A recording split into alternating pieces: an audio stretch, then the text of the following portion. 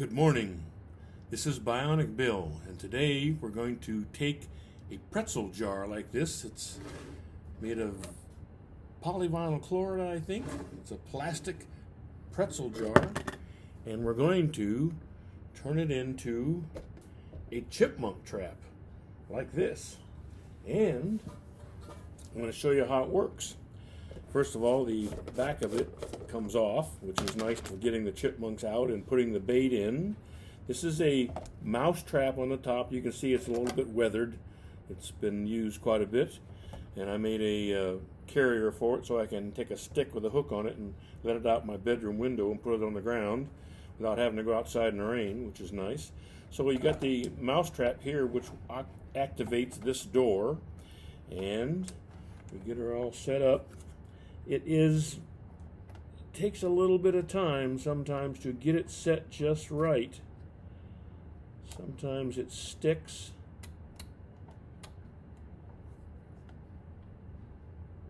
Other times it's too free. Come on, here we go. All right, and you put you'll have that already on there. I've got a little place back here for peanuts, and I put peanuts out here in the entranceway. The chipmunk goes in. There's a floor here, which is suspended in the air. That's actually on a little teeter-totter thing, so it does this. And there's a wire coming up here to the trigger on the mouse trap. So the mouse comes in. The chipmunk comes in there hopefully, and it's heavy enough to weigh down this thing just a little bit, and the door closes. So that's what we're going to build today, and we're going to take a new mouse trap and a new pretzel jar and start over again. So here we go. The first thing I've done is taken an X-Acto knife, and I have cut out the bottom, a big hole in the bottom of the jar. It was kind of hard. It took me a little while to cut it around there, and I'm going to take my Dremel tool and clean up these edges a little bit. So I got a nice big hole in the bottom.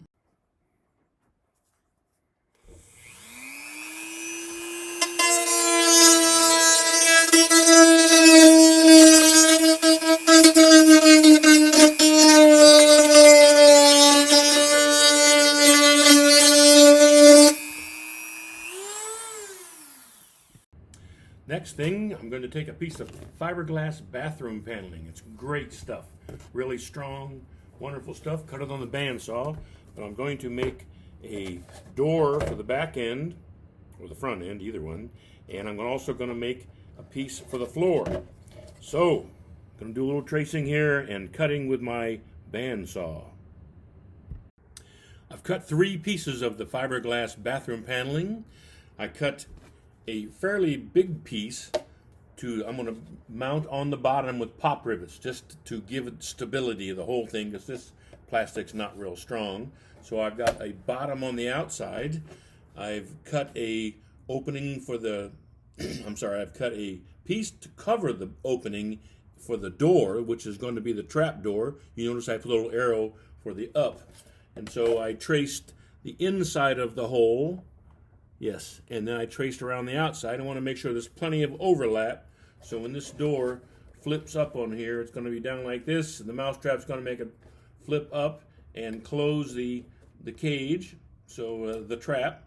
So that piece is for the back, and then I've cut a piece to be the floor inside, and that I cut it as large as I could so it'll fit in there. Fits in, covers the entire bottom. It will have a little teeter-totter. I'll have a piece of wood on the bottom of the cage, probably with a little groove in it, and then a little dowel in here which will set on there, and it will hinge like this, teeter-totter like this. So when the chipmunk comes in and steps on this end, it will trip the mousetrap and close the door. Back soon. Back at the trap, you can see that I've got the bottom mounted on. Gives it stability, gives a little bit of weight, sits flat on the floor, won't roll around. I've also mounted a hinge, but you really can't even see. Oh, here we go. Let me get the bottom out of here.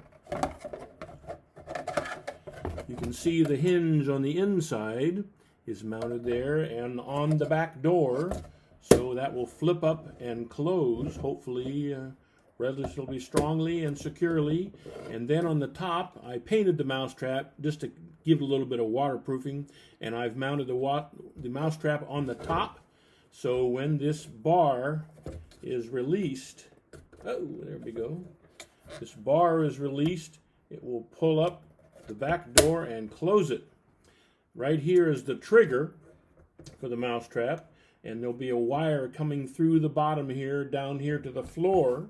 And when that floor teeters, it'll trip the trigger and close the door. I hope. I'll be back when I get some more done. I'm going to be working on the floor now, and also working on, I'll probably solder a wire to the trap, whatever it is, the killer, the trap wire here. And I'm going to have a stainless steel wire go through the top here and over to the top of this door, or actually the middle of the door. So I've got to figure out, I've got about 3 1/4 inches from here to here. That's how much pull I have. I mean, if I only go 2 1/2 inches, it'll go to here. I need to have at least a little less than 3 1/2 inches so that it will pull it up tight and hold it. So we're working on the wire next.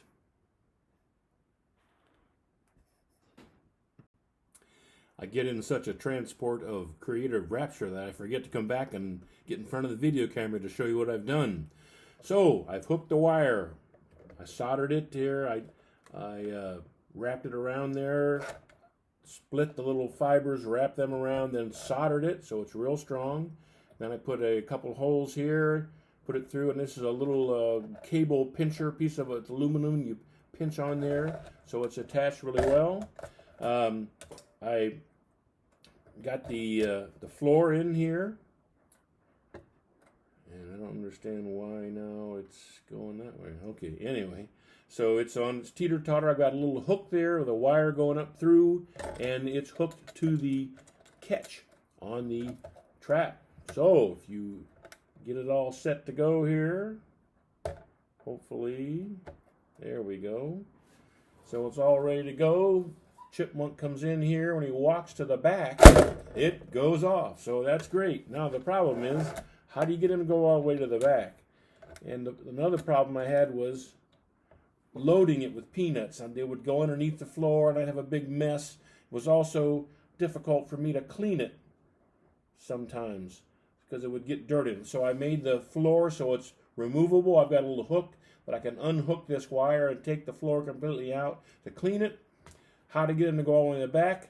I made this little basket here out of some of the metal, and so I'll fill that with peanuts. I'll put a few in here on the way in to lead them in, but then when I put this on and screw it on, it'll stay down toward the bottom. So hopefully the chipmunk will go in here and see the peanuts way back in the back, come back here when it gets on this side of the little teeter-totter, he'll push it down and it'll go.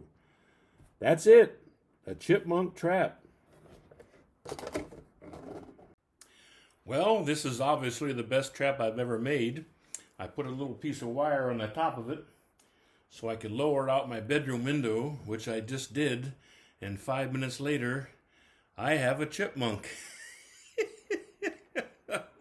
This is Charlie, and he's going to go to the Church of God here.